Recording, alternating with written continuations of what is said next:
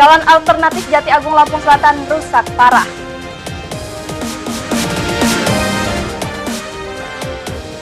Korban keracunan makanan berbuka di Lampung Selatan terus bertambah.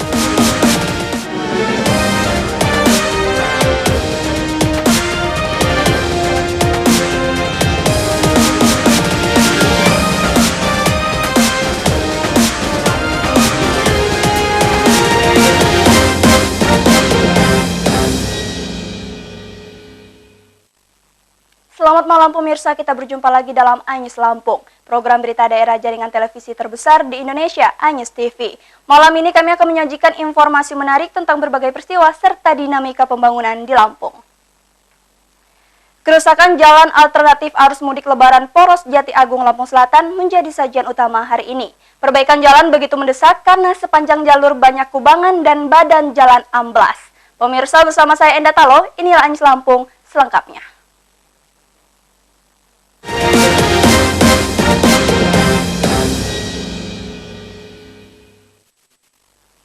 Jalan Poros Jati Agung Lampung Selatan rusak parah selama 3 tahun. Kondisi jalan banyak kubangan dan rawan kecelakaan. Kerusakan jalur alternatif ini menghambat arus mudik lebaran mulai Kota Bandar Lampung hingga Metro.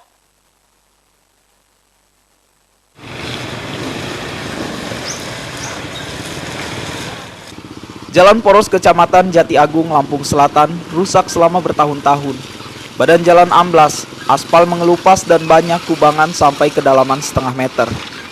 Jalanan begitu licin dan menjebak lalu lintas motor maupun mobil. Kerusakan terparah meliputi ruas desa Fajar Baru sampai Karangsari.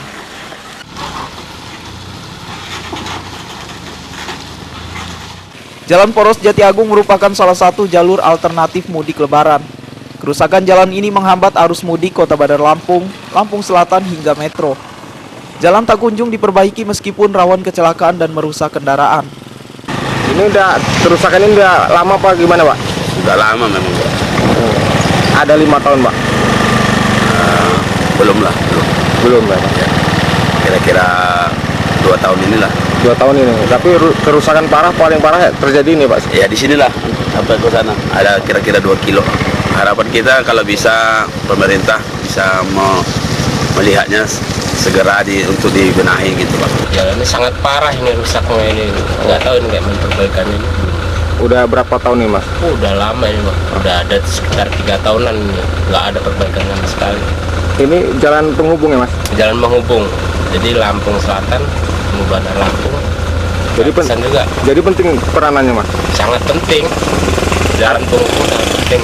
Harapannya ya agar cepat perbaiki jangan dilaksanakan lah, biar ibaratnya pengendara tidak terlalu susah. Jalan Poros Jati Agung bukan hanya membantu kelancaran arus mudik lebaran. Jalur ini juga menjadi urat nadi perekonomian masyarakat. Keramaian lalu lintas makin tinggi seiring pengembangan Jati Agung menjadi kota baru. Andres Afandi, MNC Media, Bandar Lampung. Polres Lampung Utara memperingatkan pemudik berhati-hati melewati jalur lintas tengah Sumatera. Jalan ini banyak kerusakan termasuk ruas Kota Bumi Lampung Utara. Pengendara diimbau mengurangi kecepatan agar terhindar dari kecelakaan.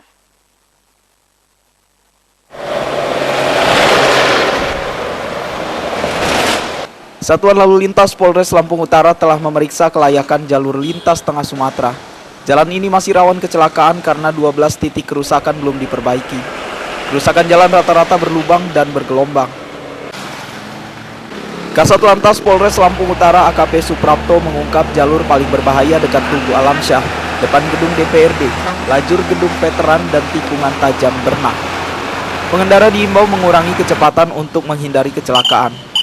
Kita sudah survei jalan. Nah, survei jalan ini kita sudah menemukan 12 titik jalan rusak.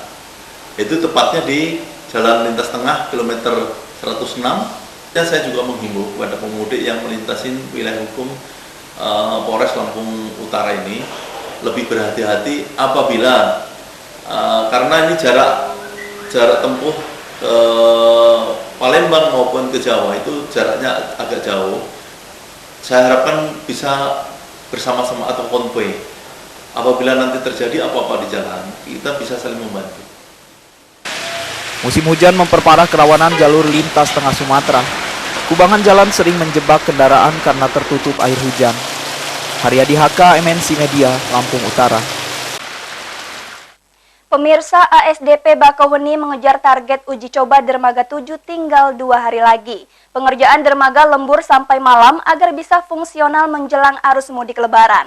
Penambahan sarana penyeberangan ini dibarengi pembenahan seluruh fasilitas pelabuhan.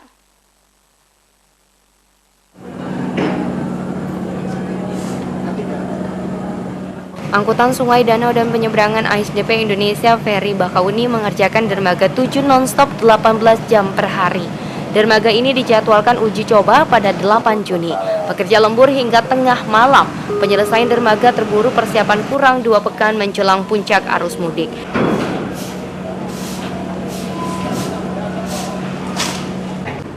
Dermaga 7 dikembangkan menjadi sarana penyeberangan strategis mulai tahun 2018.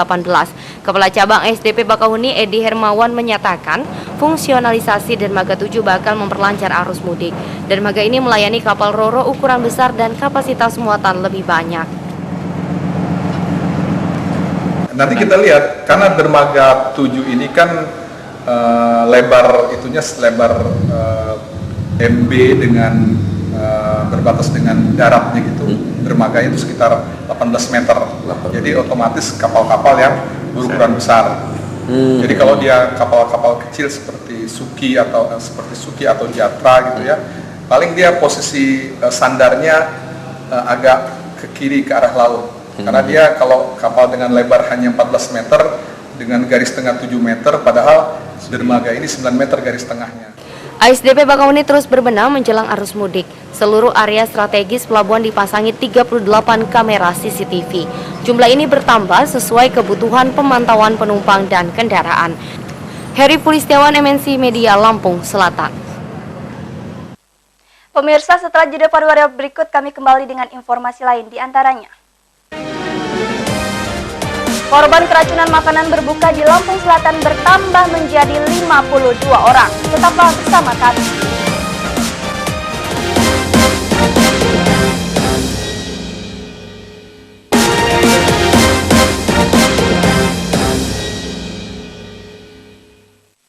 Terima kasih Anda masih bersama kami pemirsa. Korban keracunan makanan berbuka di Lampung Selatan bertambah menjadi 52 orang. Puskesmas Ketapang kewalahan menerima pasien datang bersamaan. Kondisi 26 korban memburuk sehingga dirujuk ke Rumah Sakit Bob Bazar Kalianda.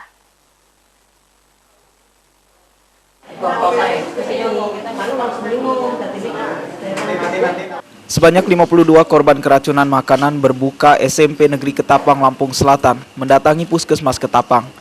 Jumlah ini bertambah 23 pasien hari pertama. Para korban bukan hanya warga desa Bangunrejo, namun siswa dari berbagai penjuru kecamatan. Puskesmas Ketapang kewalahan merawat pasien akibat keterbatasan daya tampung. Sebagian pasien berada di luar ruangan atau pindah ke puskesmas dan klinik terdekat. Sebanyak 26 pasien dirujuk ke Rumah Sakit Bob Bazar Kalianda karena kondisinya memburuk. Sisanya ini kita merujuk ke pusat-pusat pelayanan kesehatan yang terdekat. Ada klinik, ada juga puskesmas yang dekat dari sini karena keterbatasan ruangan. Kalau kemarin dengan hari ini 52 ya. 52. Kalau kemarin cuma 29 ya tuh ya. Iya, betul.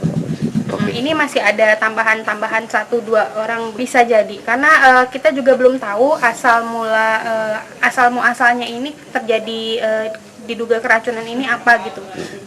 Kita sih sempat menduga mungkin ada bahan makanan yang sama yang dikonsumsi oleh 2 bagian masyarakat ini gitu, yang sama gitu.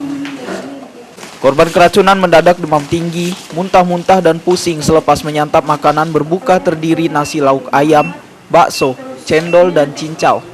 Puskesmas telah mengirimkan sampel makanan ke laboratorium. Heri Pulistiawan, MNC Media, Lampung Selatan. Kita beralih ke informasi lain, pemirsa. Pemuda Partai Perindo Lampung membagikan takjil kepada kaum duafa dan pengendara di Jalan Protokol Kota Bandar Lampung. Pembagian makanan berbuka merupakan upaya kader Perindo menjalin kebersamaan dengan masyarakat.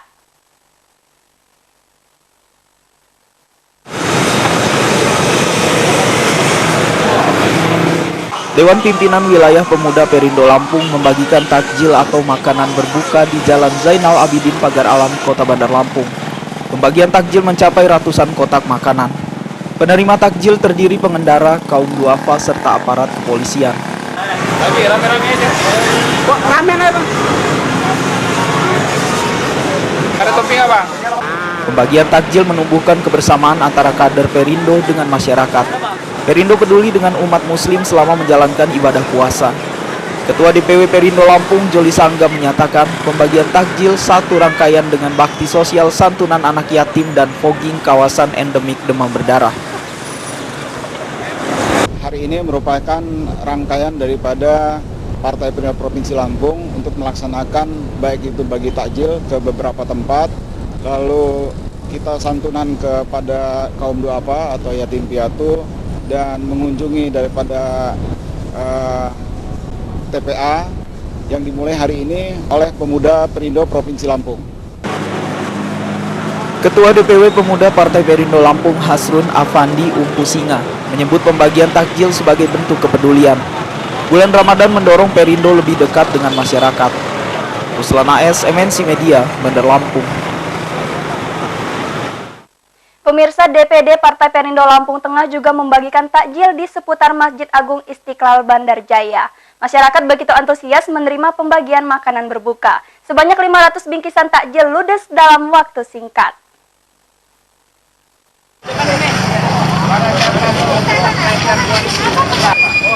Dewan Pimpinan Daerah DPD Partai Perindo Lampung Tengah turut memuliakan Ramadan sebagai bulan penuh berkah. Pengurus dan kader berbagi 500 bingkisan takjil serta selebaran jadwal puasa kepada masyarakat. Pembagian makanan berbuka ini mendapat sambutan antusias. Jemaah Masjid Agung Istiqlal Bandar Jaya, pengunjung pasar, pejalan kaki hingga pengendara kebagian takjil. Kegiatan ini berlangsung 3 hari dengan lokasi berbeda. Ketua DPD Perindo Lampung Tengah, Habibi, bersemangat membagikan takjil setiap Ramadan. Kegiatan ini menunjukkan kepedulian Partai Perindo kepada masyarakat.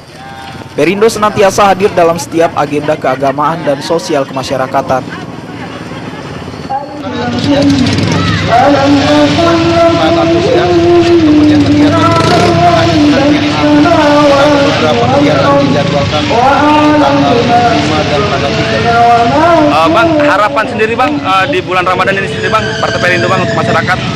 Ya, mudah-mudahan Partai Perindo ini bisa ikut serta berbagi pengalaman Ramadan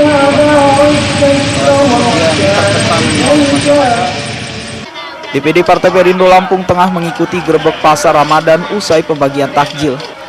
Pengurus dan kader menerima banyak aspirasi dan keluhan pedagang. Roy Emperlioli, MNC Media, Lampung Tengah. Ya pemirsa, laporan tersebut sekaligus mengakhiri Anyus Lampung hari ini. Saya Enda Talo dan kru yang bertugas mohon undur diri. Selamat malam dan sampai jumpa.